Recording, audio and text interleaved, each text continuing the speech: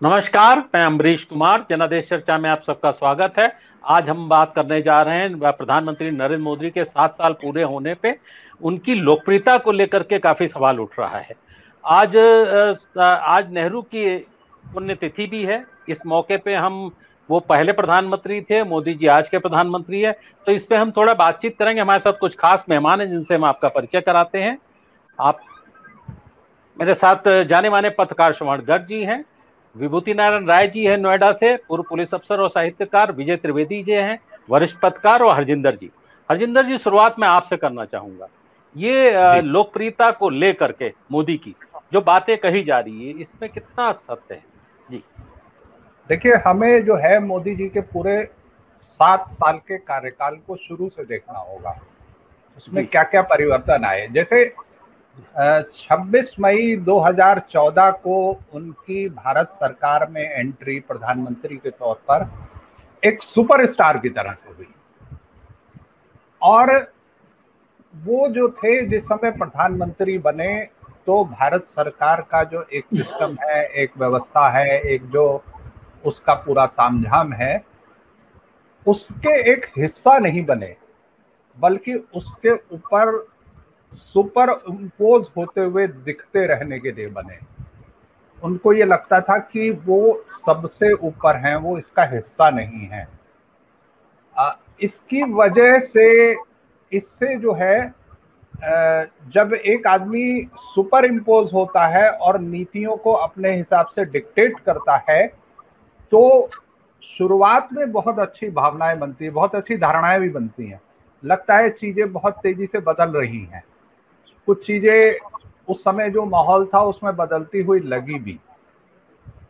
लेकिन धीरे धीरे ये लगा कि जो उनके असली कार्यक्रम हैं वो दरअसल संघ परिवार के जो पुराने एजेंडे हैं उन्हीं से निकले हैं, या कुछ पुरानी उनकी धारणाएं हैं जो हमको या लोगों को मूर्खतापूर्ण लगती थी, उससे भी निकले हुए हैं।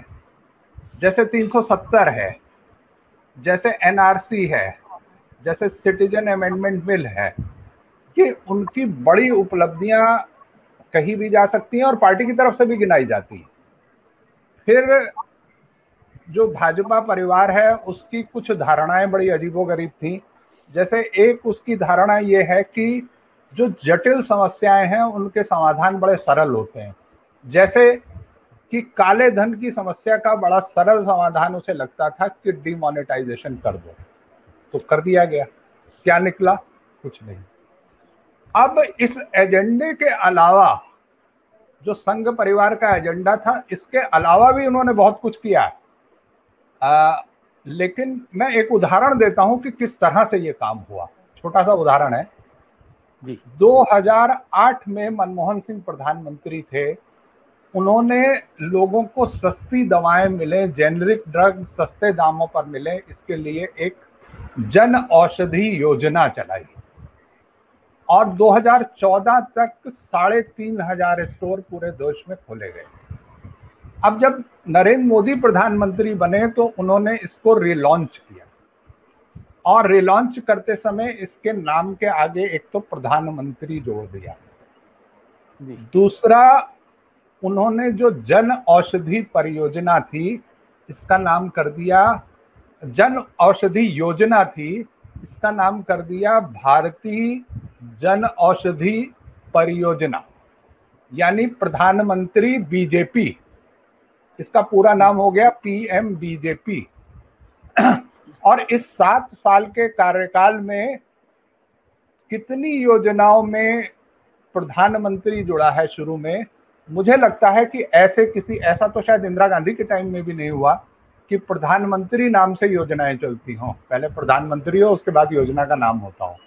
तो सारी योजनाएं प्रधानमंत्री की हैं। वो सुपरस्टार शुरू से बने रहना चाहते हैं, ये उन्होंने हरदम दिखाया।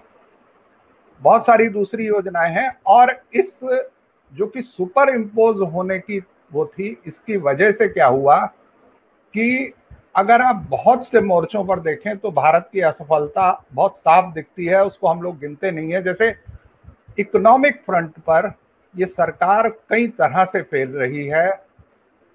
आर्थिक विकास दर लगातार नीचे जा रही है, और आप जहां पर मदद कर सकते हैं इकोनॉमी की, वहां भी नहीं कर रहे हैं। आप पेट्रोल को सस्ता कर सकते थे, उससे इकोनॉमी को एक निचले लेवल पे बूस्टअप मिल सकता था, लेकिन आपने नहीं किया, आपने उसको और महंगा कर दिया। जब दुनिया में पेट्रोल सबसे सस्ता था तो भारत में सबसे महंगा था। खैर, अब ये 7 साल बाद जो अब स्थिति आई है, यानी कोरोना की, और कोरोना में भी सेकंड वेव की, उसने ये दिखाया कि ये सरकार जो है वो दरअसल क्राइसिस में, जब वास्तव में संकट आया, तो प्रबंधन करने में या नेतृत्व देने में बिल्कुल अक्षम साबित हुई। ये बार बार हर मौके पर दिखा है। यानी संकट के समय में भी वो लोगों के घर में पुलिस भेज सकती है, सोशल मीडिया पर अपने परिवार के लिए मदद मांगने वालों को जेल भेजा जा सकता है। एक बहुत बड़े नेता हैं जो सांसद भी रहे हैं, पता नहीं है सांसद कि नहीं, वो बीमार हुए, उनको कोविड हुआ, रेमडेसिविर उन्हें चाहिए थी, उन्होंने ट्विटर पे एक ट्वीट किया, तो प्रियंका गांधी ने जो अपने घर में रखी हुई रेमडेसिविर थी वो उनको भेज दी। इलाज हो गया, वो ठीक हो गए, और उनके घर में पुलिस पहुंच गई कि भैया ये रेमडेसिविर प्रियंका गांधी से आपका क्या नाता है, आपको कैसे मिल गई। तो इस स्तर तक सरकार पहुंच चुकी है। जब मनमोहन सिंह के 7 साल या 7.5 साल हुए थे, तो एक शब्द, एक जुमला बहुत से लोगों ने क्रिएट किया था, पॉलिसी पैरालिसिस। और अब ऐसा लगता है कि वो तो सिर्फ पॉलिसी की पैरालिसिस थी, यहाँ पूरी सरकार ही पैरालिसिस में है। पूरी सरकार को ही जैसे लगता है लकवा मार गया है। आप देखिए कि क्या हो रहा है। तो क्या हो रहा है, जो मरीज लोग हैं उनकी मदद के लिए क्या हो रहा है, तो आपको बहुत से गुरुद्वारे दिखाई देंगे, बहुत सारे संगठन दिखाई देंगे, बहुत सारे सामाजिक संगठन दिखाई देंगे, बहुत सारे, एक कांग्रेस के एक नेता है छोटे से, जो युवा कांग्रेस के नेता है श्रीनिवास, वो दिखाई देंगे, सोनू सूद दिखाई देंगे, मगर सरकार कहीं नहीं दिखाई देगी। वैक्सीनेशन पर उसने कितना कुछ कहा, कितना कुछ किया, लेकिन सरकार उस पर इतनी असफल हुई कि उसने आखिर में राज्यों से कहा भैया तुम ही मंगवा लो, और राज्य जब मांगने के लिए जा रहे हैं कि भैया हमको वैक्सीन दे दो, तो वो कंपनियां कह रही हैं कि हम राज्य सरकार को नहीं जानते, हम तो भारत सरकार को ही देंगे। और भारत सरकार ने हाथ खड़े कर दिए, हम नहीं मंगाएंगे, तुम मंगा लो भाई, अपने आप मंगा लो। हालत यहां तक पहुंच गई कि आर्मी के एक बड़े अधिकारी ने सोनू सूद को चिट्ठी लिखी, या सोनू सूद को लिखा, और उनसे कहा कि जैसलमेर में कोविड अस्पताल खोलने के लिए, जो वहां का मिलिट्री बेस है उसमें कोविड अस्पताल 200 बेड का खोलने के लिए आप मदद कीजिए। अब हालत ये है कि एक आर्मी के वरिष्ठ अधिकारी को सरकार से उम्मीद नहीं है, उसकी उम्मीद सोनू सूद पे टिकी हुई है। तो हम कहां पहुंच गए हैं इस संकट के दौर में, इसे हम समझ सकते हैं। अब छवि का क्या है, और एक सवाल ये पूछा जाता है कि आएगा तो मोदी ही, यानी जब अगला चुनाव होगा 2024 में तो क्या होगा। तो मुझे लगता है कि उसकी भविष्यवाणी करना अभी बड़ा मुश्किल काम है। तब क्या होगा, बीच में बड़े बहुत सारे पड़ाव होंगे, बहुत सारे पुल हैं, उसको पार करना होगा, तो वो देखते हैं। लेकिन फिलहाल स्थिति ये है। जी श्रवण जी, आज आपने एक लेख लिखा, टिप्पणी की सरकार के 7 साल में मोदी की लोकप्रियता को लेके, हम उसी पे चाहते हैं। आपको लग रहा है कि जो आपने लिखा भी है कि मोदी की लोकप्रियता अब वैसी नहीं है जो पहले थी? जी देखिए, ये तो इसमें तो कोई दो मत नहीं है कि मोदी की लोकप्रियता में काफी कमी आ गई है, और उसके लिए कोई सर्वे करने की जरूरत नहीं है। हम अपने आसपास, अपने घरों में बात कर सकते हैं, समझ सकते हैं, अपने परिवार में पूछ सकते हैं, पड़ोस में पूछ सकते हैं। देखिए, ये हुआ ये है, मैं हरजिंदर जी ने जो कहा वो एक अतीत है। वो जो अतीत में जो हुआ, मोदी ने जो किया, मैं थोड़ा सा आपको जो भविष्य है उसकी तरफ ले जाना चाहता हूँ कि हमारा कष्ट ये है कि एक ऐसा व्यक्ति जिस पर कि हमने दाव लगाया था, एक बहुत बड़ा राजनीतिक दाव लगाया था, और उसने पूरे राष्ट्र को असफल सिद्ध कर दिया। और वो आदमी असफल हो सकता है या असफल है, या सफल नहीं हो सकता था, उसको समझने में हमें 7 साल लगे। तो किसी भी एक ऐसे विकासशील राष्ट्र के जीवन में 7 साल का जो वक्त होता है बहुत ही क्रूशियल होता है, और एक ऐसे समय उनका नेतृत्व असफल हुआ है क्योंकि सीमा का युद्ध नहीं है। आप अभी बात कर रहे थे कि पॉपुलरिटी की नेहरू की पॉपुलरिटी भी कम हुई थी चीन के हमले के बाद। जी। चीन के मई में, पिछले साल मई में हमारी जमीन में घुसा चीन। आज तक हमारे प्रधानमंत्री ने यह नहीं कहा कि चीन घुसा है हमारी जमीन पर, और कितनी जमीन उसने ली। और अब तो जो चीन है वो श्रीलंका में आ गया है, हमसे कोई 200-250 किलोमीटर दूर आ गया है। तो हम चीन को लेकर हमने कभी प्रधानमंत्री को कोसा नहीं।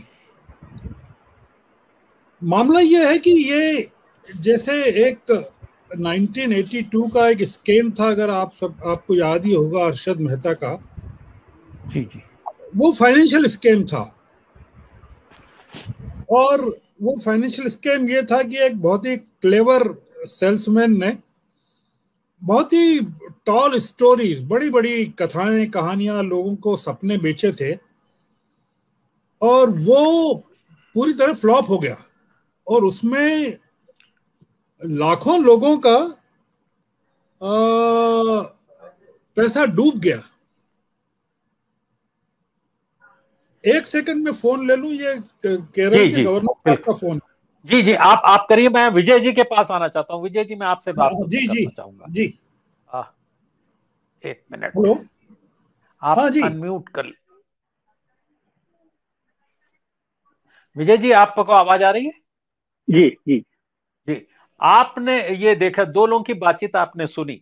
आप अभी भी, हमें ऐसा लगता है कि मोदी के साथ उनके समर्थकों का एक बड़ा वर्ग है, जिससे आप कोई इनकार भी नहीं कर सकता, और पूरी ताकत के साथ खड़ा है। क्या थोड़ा बहुत कहीं पे डेंट हुआ है? आपको नहीं लगता है कोरोना के काल के बाद उनकी जो लोकप्रियता है गिरी है?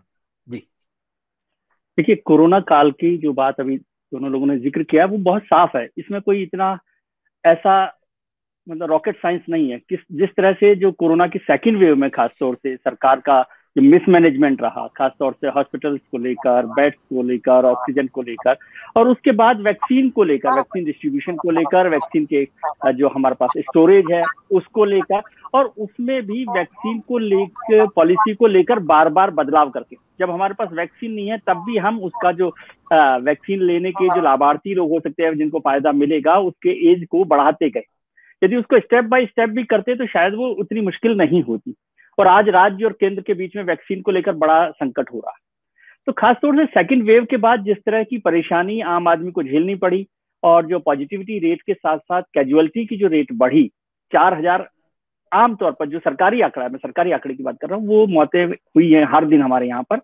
उससे लोगों में एक तो डर का माहौल बना, और एक थोड़ी सी निराशा हुई कि हम सरकार से जो उम्मीद कर रहे थे वो उम्मीद पूरी नहीं हुई। हॉस्पिटल्स में जगह नहीं मिल रही है, ऑक्सीजन नहीं मिल रही है, और जो सरकार के जो लोग हैं वो उस तरह से दिखाई नहीं दे रहे। इवन रूलिंग पार्टी के जो लोग हैं जिनको साथ देना चाहिए वो वहां पर दिखाई नहीं दे रहे। उनके अलावा ज्यादातर लोग थे जो मैदान में थे, जो सपोर्ट कर रहे थे।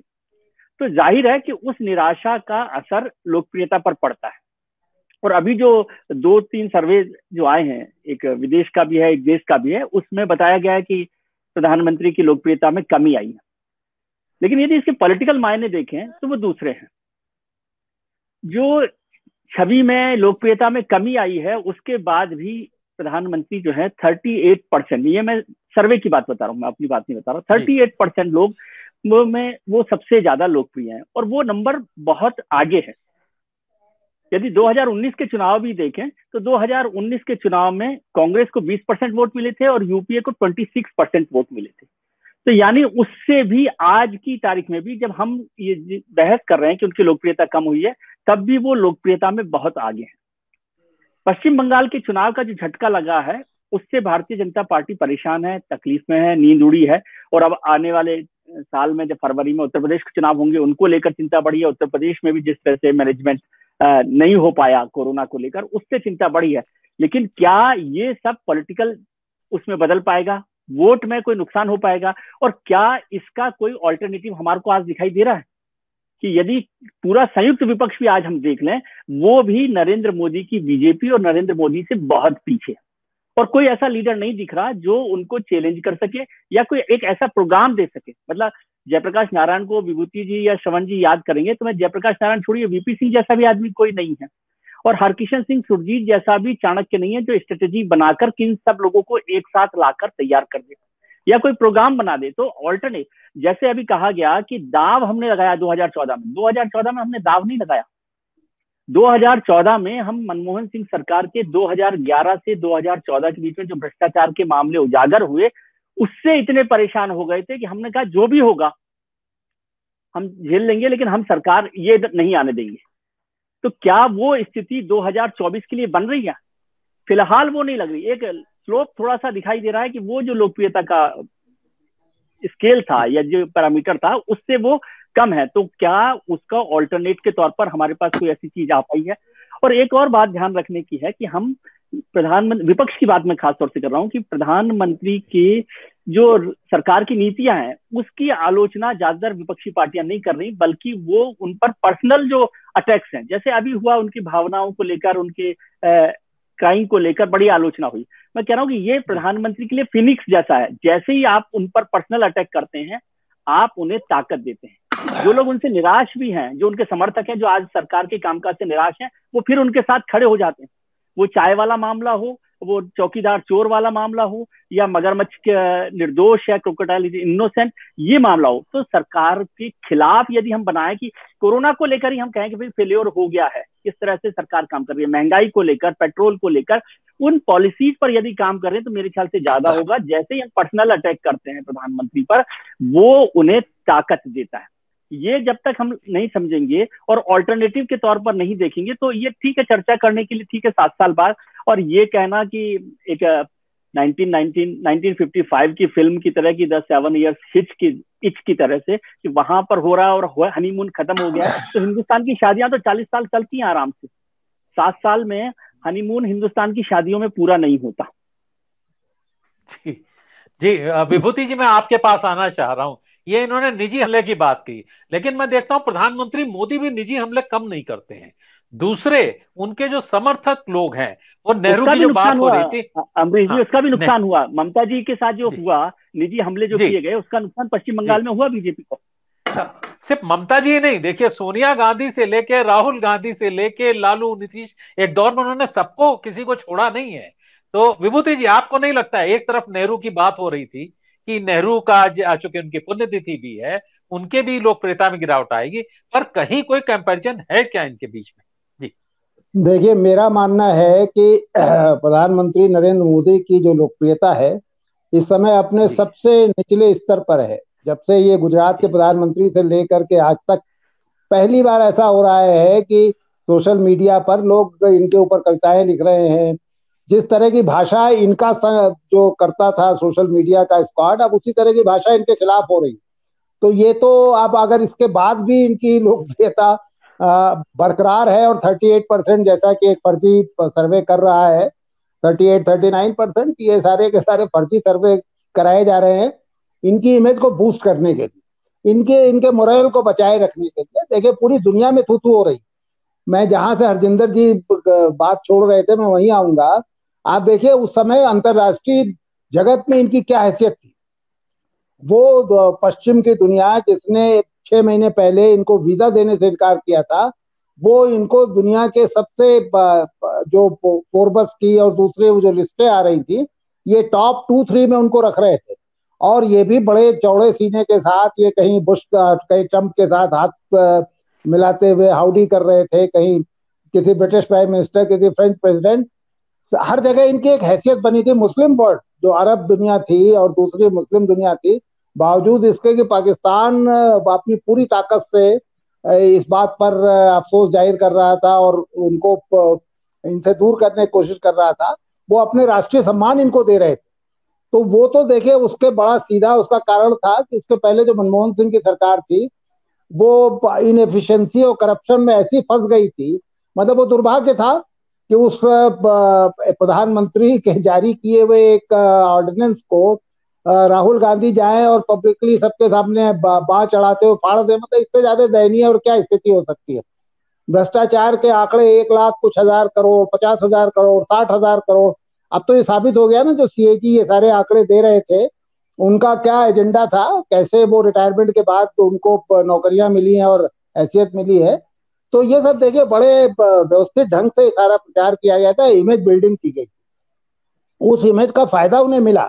इस इमेज में मजेदार बात ये होती थी, जब डेंट लगने, जैसे नोटबंदी हुई, नोटबंदी में जितने भी इन्होंने गोल तय किए थे कोई कहीं भी कामयाब नहीं हुए, तो उन्होंने गोल पोस्ट ही चेंज कर दिया। उन्होंने कहा नहीं नहीं, हमने तो कहा ही नहीं था कि काला धन चला जाएगा, हमने कहा ही नहीं था कि आतंकवाद बंद हो जाएगा, हमने कहा ही नहीं कि टैक्स चोरी नहीं। तो वो बदलते रहे, लेकिन बदलते बदलते आप कब तक बदलेंगे। आपने पहला जो दौर आया कोरोना का, उसमें आपने अपनी विजय घोषित कर दी, लेकिन उसके बाद जो आया आप देख रहे हैं कि उसमें क्या हाल हुआ है।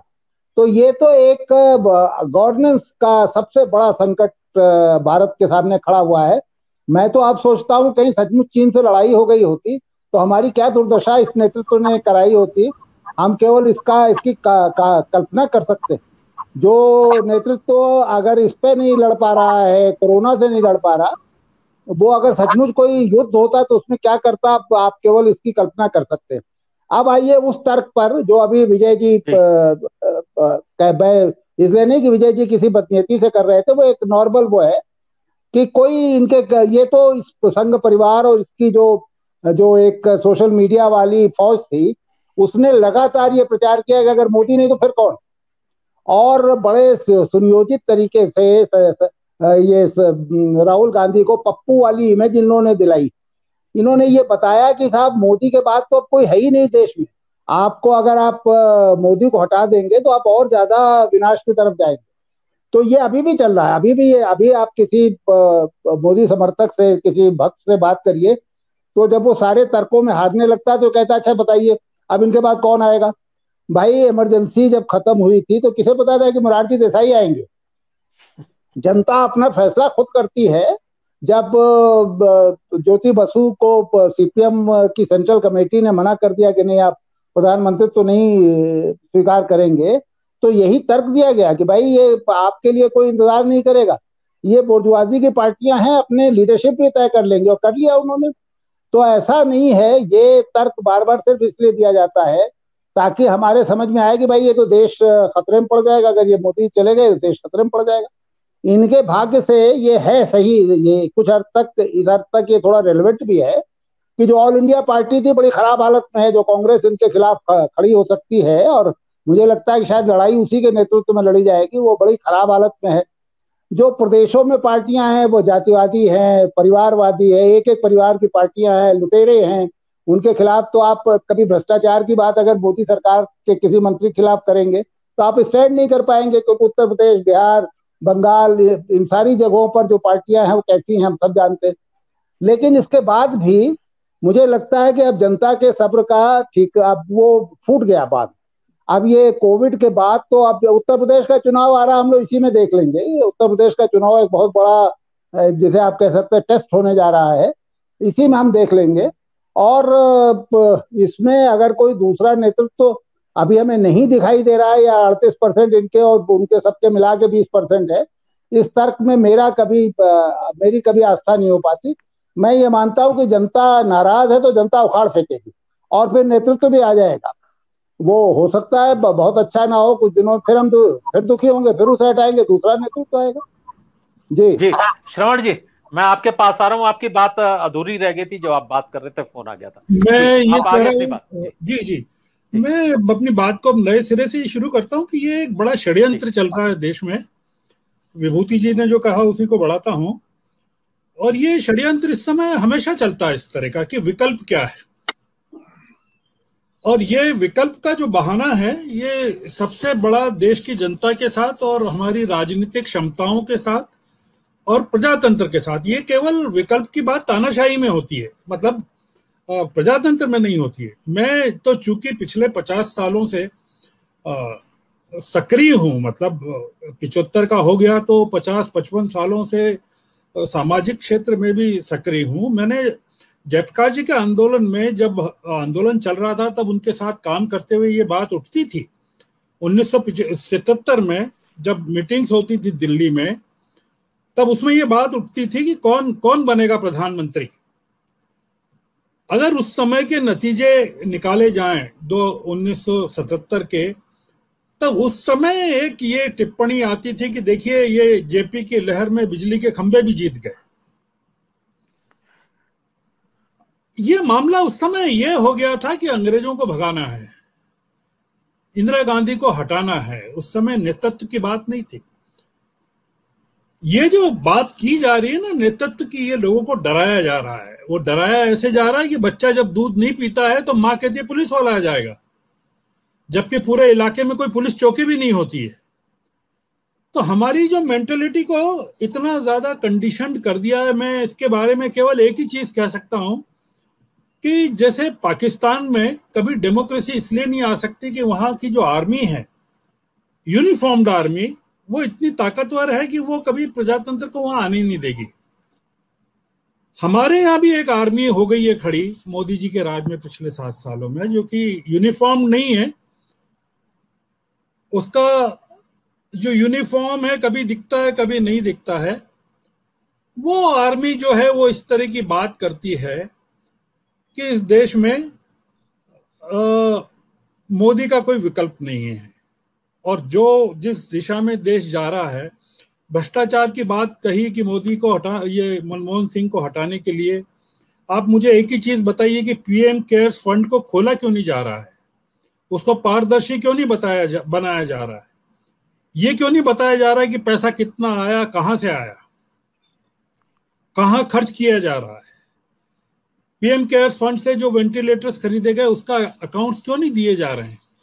ये जो है सच को छुपाना और झूठ को प्रचारित करना, वो चल रहा है। ये जो प्रधानमंत्री की लोकप्रियता में जो कमी आई है, बिल्कुल ठीक है, 37% लोगों का समर्थन है, होना चाहिए। 38% लोगों का समर्थन क्यों नहीं होना चाहिए। इसमें वही लोग हैं बहुत सारे जो इस चीज का प्रचार कर रहे हैं कि उनका विकल्प नहीं है। इस देश में 17-18 करोड़ तो भारतीय जनता पार्टी के नामजद सदस्य हैं। वो लोग बिल्कुल प्रचारित कर रहे हैं। गूगल की लिस्ट में आप जो गूगल में जाइए तो आपको 18 करोड़ लोग मिलेंगे बीजेपी की मेंबरशिप वाले। तो ये तमाम लोग जो हैं वो हमारे यहाँ विकल्प को नहीं खड़ा होने देंगे।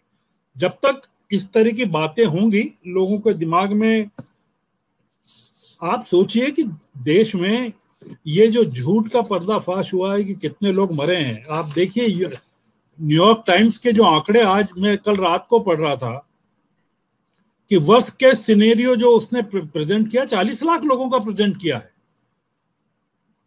तो ये कोई हम एक राजनीतिक हथियार बनाकर एक व्यक्ति को कि विकल्प नहीं है, पूरे के पूरे देश को एक तरह के आतंक में समेटना चाहते हैं, एक तरह की व्यवस्था में समेटना चाहते हैं। आज सोशल मीडिया प्लेटफॉर्म्स पर जिस तरह के प्रतिबंध कसे जा रहे हैं, इसको क्या कहेंगे आप लोग। हो सकता है कल से हम लोगों की बहस जिस तरह की बंद हो जाए। ये सारी की सारी जो बातें हैं, मुझे लगता है कि हम एक जो सबसे बड़ी बात है अमरीश जी, वो ये है कि विकल्प की बात भी छोड़ दें। हम ये भी मान लें कि भारतीय जनता पार्टी बनी रहेगी क्योंकि 38% लोग उनके साथ हैं, ये भी मान लेते हैं। सवाल यह है कि जो डैमेज हुआ है 7 सालों में और जो एक्सपोज हुए हैं हम लोग, कोई नया प्रधानमंत्री के पास भी सिर्फ 3 साल हैं अभी। अपने ये जो नुकसान हुआ है, ये नुकसान केवल ये नहीं हुआ है कि इंफ्रास्ट्रक्चर हमारा कितना खराब है, कितने हम लोग चीज़ों को ठीक करने में गरीब हैं, अपने लोगों का इलाज करने में, और कहाँ हम तो विश्व गुरु बन रहे थे, आत्मनिर्भर हो रहे थे, दुनिया को मदद करने के लिए खड़े थे। आज एक एक देश से, छोटे छोटे देश से चीज़ें ले रहे हैं। ये एक्सपोजर तो अपनी जगह छोड़ दीजिए, ये भी छोड़ दीजिए। ये कोई इस बार मरकज का मामला नहीं है कि आप हिंदू मुस्लिम करवा दें, जमात का मामला नहीं है। ये तो लाखों की संख्या में, हजारों की संख्या में जो हिंदू मर रहा है, आज वो भी नाराज है। अभी तक तो आप हिंदू मुस्लिम करके चीजों को चला लेते थे, ढाक लेते थे, आज तो हिंदू भी नाराज है, वो आपका वोट बैंक है। तो इस चीज के बारे में कोई सफाई नहीं है। प्रधानमंत्री सच को स्वीकार नहीं करना चाहते हैं कि हाँ हमसे गलती हुई, हम असफल रहे, हम आज तक नाम नहीं ले पाए कि चीन ने हमारी जमीन पर कब्जा किया है। हम चीजों को बताना नहीं चाहते हैं, आंकड़ों को छुपाना चाहते हैं, और उसके बाद भी हम ये प्रचार करवाना चाहते हैं कि हमारे खिलाफ षड्यंत्र चल रहा है। तो इस षड्यंत्र को, ये जो षड्यंत्र है, तथाकथित षड्यंत्र, वो एक इस तरह का हर आपने बात की कि पर्सनल अटैक्स की बात की। आप अगर 2014 के भाषण उठा के देख लें, सारे के सारे प्रधानमंत्री के सारे जितने निजी हमले सोनिया गांधी पर और राहुल गांधी पर किए गए हैं, मुलायम सिंह पे भी 56 इंच की छाती वाला तो मुलायम सिंह पे किए गए हैं कि इनको क्लर्क की नौकरी नहीं मिले, चपरासी की नौकरी नहीं मिले, और पूरी की पूरी जो छवि का डिस्टॉर्शन है, इमेज का डिस्टॉर्शन है, वो किसी प्रधानमंत्री ने या संभावित प्रधानमंत्री ने अपने विपक्ष के नेता के लिए नहीं कहा, कभी नहीं कहा। अटल जी ने नहीं कहा, भारतीय जनता पार्टी के किसी नेता ने नहीं कहा, आडवाणी जी ने नहीं कहा। आडवाणी जी को गिरफ्तार कर लिया लालू यादव ने यात्रा के समय, तब भी आडवाणी जी ने लालू के खिलाफ कोई अपशब्द नहीं कहे। तो एक जो इस देश में जो संस्कृति पनप रही है और संस्कृति को जो प्रोटेक्ट किया जा रहा है, वो उसका प्रोटेक्शन केवल एक ही है कि हम जो 38% लोग हैं जो इस देश में, मुझे पता नहीं है 38% भी ठीक है कि नहीं है, मैं ये तो केवल वो देशमुख ने जो उनकी एजेंसी ने जो सर्वे किया है, यशवंत देशमुख की, उनका 38% सी वोटर का सर्वे है। पर आप लोगों की नजरों में तो 8% भी नहीं रहे हैं।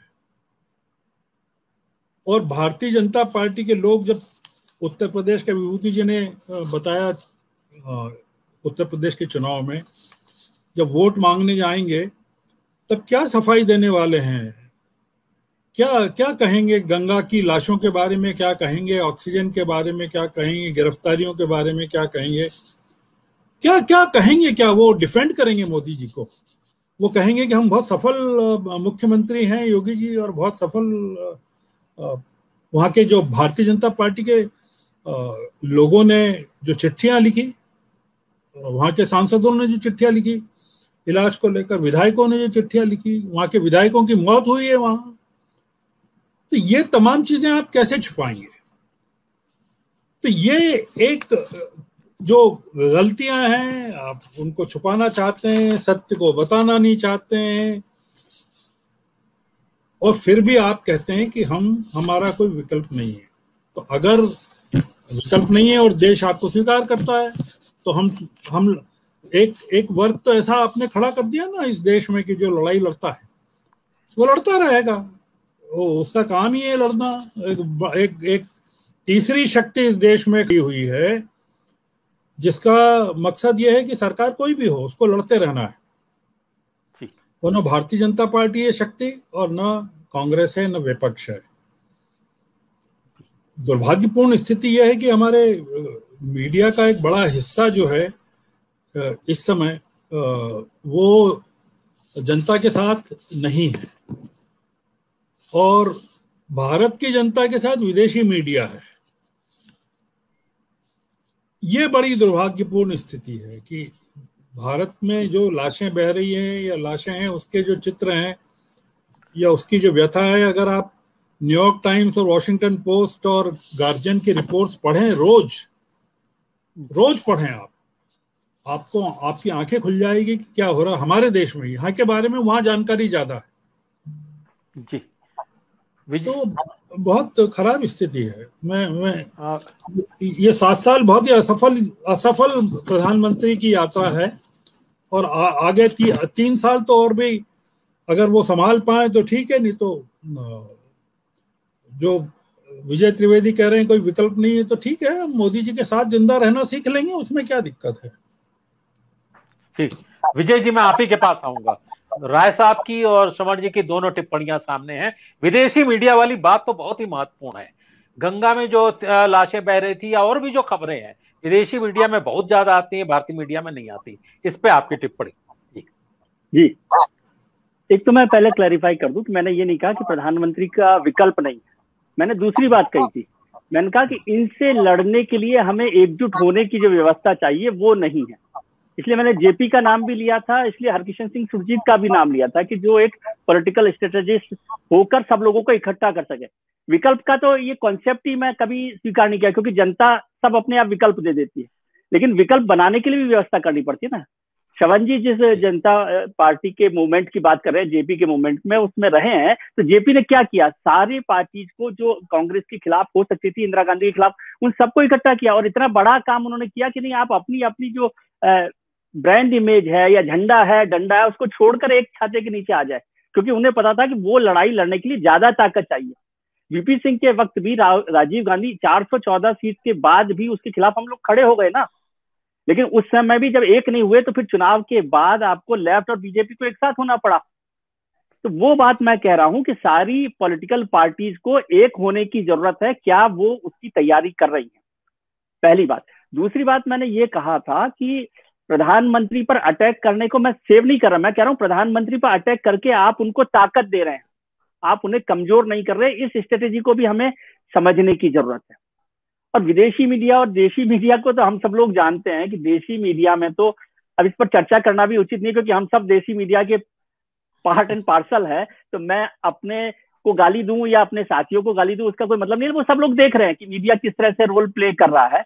और वैसे जो विदेशी मीडिया में, न्यूयॉर्क टाइम्स में, वॉशिंगटन पोस्ट में और जो अखबारों में छप रहा है, वो भी हिंदुस्तान के लोग हैं जो लिख रहे हैं, वहां पर काम कर रहे हैं। ऐसा नहीं है कि मीडिया में, और यहाँ जितने लोग बैठे हैं वो सब हिंदुस्तान के मीडिया के लोग हैं ना।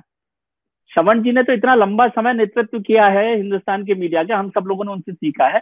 तो मैं इस बात को भी पूरी तरह से मानने के लिए वो क्या है कि मेन स्ट्रीम मीडिया जो आज हो गया है, जिसे हम मेन स्ट्रीम मीडिया कहते हैं, वो उस तरह से काम नहीं कर रहा जो काम करना चाहिए। लेकिन मीडिया में भी बहुत सारे लोग हैं जो लगातार अपना काम कर रहे हैं। वो कितनी ताकत से करते हैं, गिलहरी हमेशा होती है जब भी समुद्र पर पुल का निर्माण होता है तो। और ये पुल के निर्माण में गिलहरी को मैं हमेशा इसलिए महत्वपूर्ण मानता हूं कि कम से कम ये तो हम कह सकेंगे कि हमने अन्याय का साथ नहीं दिया। तो विकल्प की बात नहीं है, विदेशी मीडिया तो कर रहा है, देशी मीडिया भी उस पर कुछ करे तो ठीक है। अब अपने गिरेबां में झांकना है, अपने गले में घंटी बांधनी है, तो वो सब ठीक है, उसके लिए चर्चा की जा सकती है। लेकिन विकल्प का मतलब ये नहीं है कि मोदी का टीना फैक्टर की बात नहीं कर रहा हूं। मैं कह रहा हूं उस लड़ाई को लड़ने के लिए सबको जो एकजुट होना है, वो अभी व्यवस्था नहीं बन पाई है। वो बनेगी कि नहीं बनेगी, क्या होगा। जी हरजिंदर जी, मैं आपके पास अंतिम टिप्पणी के लिए, अनम्यूट कर लीजिए अपने को जरा। हाँ, ये जो बात हुई विपक्षी दलों की एका की बात, जो जेपी मूवमेंट की बात हो रही थी, लोग कह रहे हैं ऐसा माहौल नहीं है। क्या लगता नहीं कि जनता जब माहौल बनेगा तो अचानक भी बन जाता है? जी हाँ, मुझे लगता है कि माहौल अचानक बन जाता है। आप देखिए कि नरसिंह राव जब प्रधानमंत्री थे तो कोई विकल्प नहीं था। भारतीय जनता पार्टी जो थी उस संसद में सिर्फ एक सीट जीती थी, अटल बिहारी वाजपेयी तक हार गए थे शायद, या अटल बिहारी वाजपेयी जी, बस सिर्फ 1 या 2 सीट थी उसकी। इतनी बुरी हालत थी, कोई विकल्प नहीं था। उसके बाद भी सरकार, लोगों ने कांग्रेस को बिल्कुल किनारे कर दिया और एक दूसरी सरकार बन गई। तो ये जनता का रोष कितना है और जनता जो सत्ता में है उसको कैसे देख रही है, उस हिसाब से तय करती है। भारत में 2 तरह से वोट पड़ता है। जैसे मोदी जी का जो वोट पड़ा है वो मोदी जी के समर्थन में पड़ा है, वो पॉजिटिव वोट है। लेकिन भारत में नेगेटिव वोट भी पड़ता है। जो किसी भी सरकार के खिलाफ लोग हो जाते हैं तो नेगेटिव वोट देते हैं, जो उनके खिलाफ जो भी मजबूत दिखाई दे रहा होता है उसको जिता देते हैं। भारत में ऐसी बहुत सारी सरकारें बनी हैं। तो इसलिए ये मानना कि मोदी जी जो है सुरक्षित रहेंगे, ऐसा मुझे नहीं लगता। और ये जो सर्वे की जहां तक बात है, तो एक बात मैं कह दूं कि इमरजेंसी के बाद इंदिरा गांधी ने ऐसे ही सर्वे के भरोसे चुनाव करवा दिए थे, और क्या नतीजा हुआ ये आप लोग देखते ही।